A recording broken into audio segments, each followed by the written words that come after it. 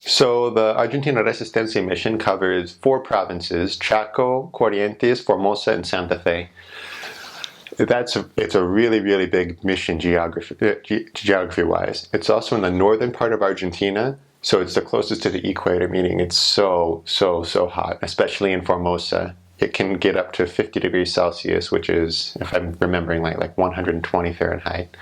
And they give you little, they don't give you, you buy them, little sombreros de paja, little straw hats that you go out. That's kind of the Mormons' distinctive, it's what sets us apart from other religions. They can recognize us by that. In the mission, there are 3 stakes. There are 2 stakes in Resistencia, and there is 1 stake in Formosa. There are also 6 districts. There's the Corrientes District. All the province is 1 district. It's quite large. There are some branches in that district that are basically wards. There is the Rio Paraná district, which includes some of the smaller districts in Corrientes and the branches that there are in Santa Fe. There is the Clorinda district, which is my personal favorite, which is in Formosa. It is right by the border between Argentina and Paraguay. So you have there's actually a temple in Asunción, Paraguay, that is just outside of the mission limits. And then you have the Clorinda district, which is on the Argentina half of the border. We really, really wanted to go to the temple. Most members go to the Asunción, Paraguay temple even after they've dedicated the Cordoba temple. The Asunción is still closer.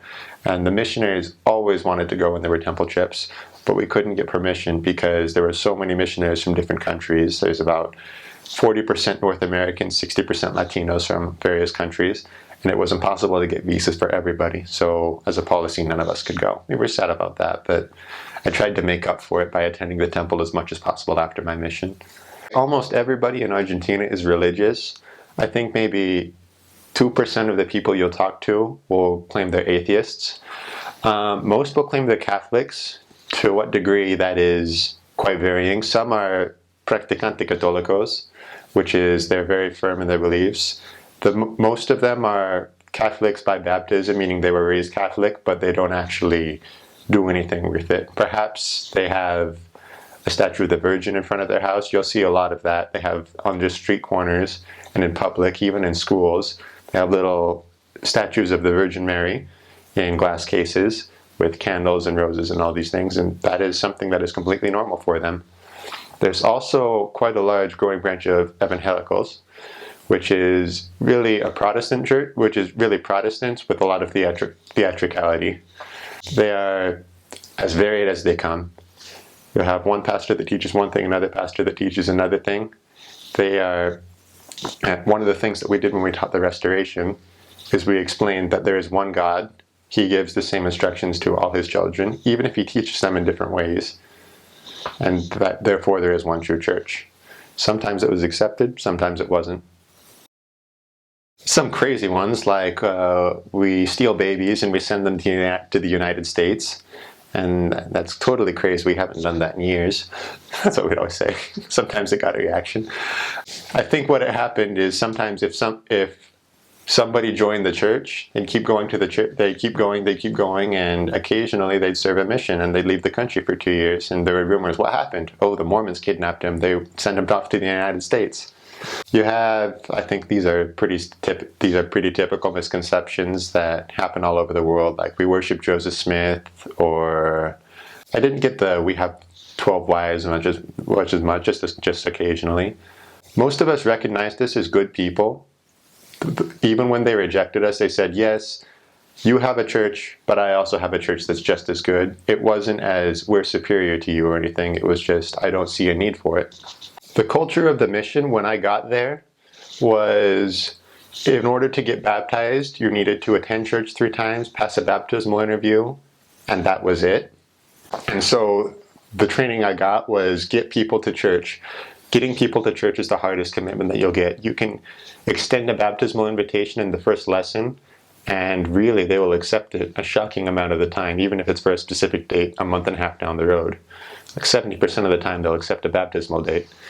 Now maybe 10% of the people who accept a baptismal date actually go to church, which makes me think sometimes it was because the missionaries were either being pushy or because they had the intention at that moment and it didn't follow up.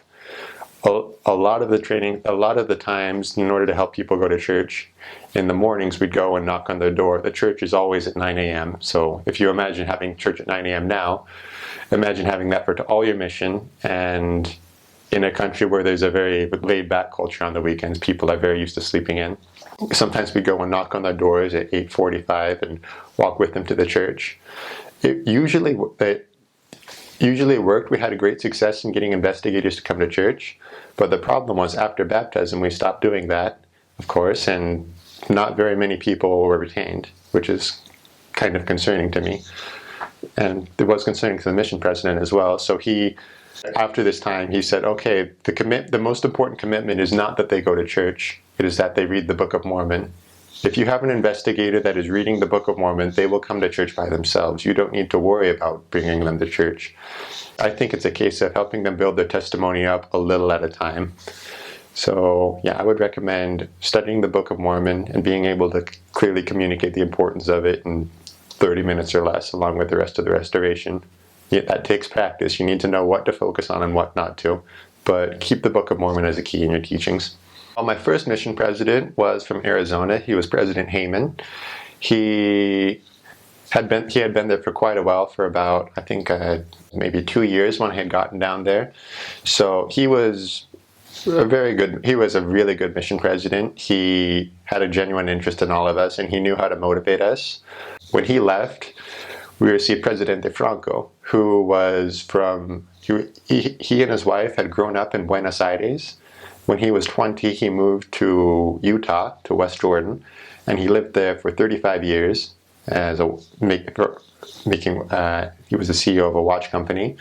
And then he came back to Argentina, and he understood the culture. He really focused us on the atonement of Jesus Christ, on being able to give people that hope and that change that they have in their lives.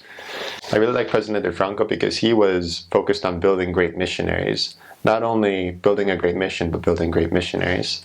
That individually he cared about us, and he knew our strengths and weaknesses. He was willing to give us room to try to fly. He was willing to correct us when we made mistakes, of course, but he was willing to let us grow and try to figure out for ourselves what worked and what didn't. So my first area was Fontana. There are two cities called Fontana in the mission.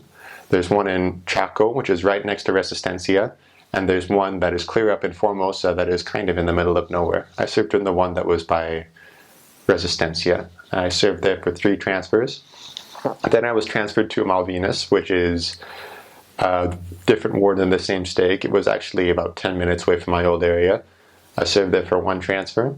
Then I went to Puerto Tirol, which is a very small, sort of isolated city that is about 40 minutes outside of Resistencia by bus. It's only about 20 in a car. I served there for 2 transfers. That in Puerto Tirol, that's a very small branch where there's about 25 people that go to church there. And it was quite a trying experience because basically we were the church. The branch president actually went inactive 3 weeks after he had gotten there because he was just not that interested in it. So basically we were the church. The stake president and 2 of his side counselors and their wives had to drive up from Resistencia every week in order to deliver the lessons and to lead the meetings. There was quite a lot of responsibility, but I hope I did okay. Then I went to Clorinda, which is probably my favorite area. That's clear up in Formosa, right by the border between Paraguay and Argentina.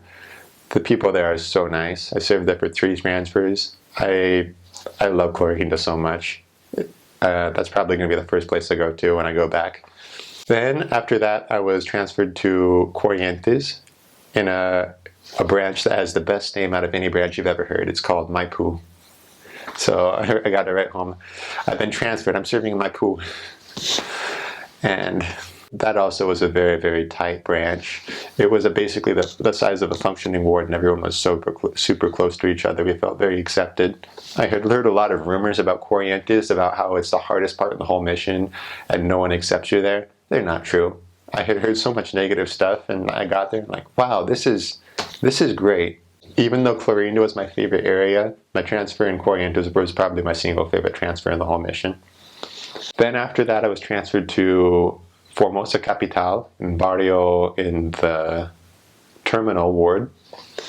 I was there for one transfer. Then after I was in the Barrio Italia, the Italy ward, I was there for one transfer. And after that, I finished my mission in El Colorado, which is a very, very, very small pueblito, similar to Puerto Tirol. That's about 2.5 hours by bus outside of Resistencia. Whenever we went to zone meetings, there was a zone district in El Colorado. We had to drive 2.5 hours in bus to get to Resistencia, have the meeting 2.5 hours back. It was an all-day affair. That also was quite trying because there both the missionaries, both the elder missionaries were the counselors to the branch president because there wasn't enough leadership. So I learned quite a lot about running a branch and getting to know the members and how the church works organizationally. It was quite crazy, but I hope I was able to handle it. I did the very best that I could, and I think I'm better for it.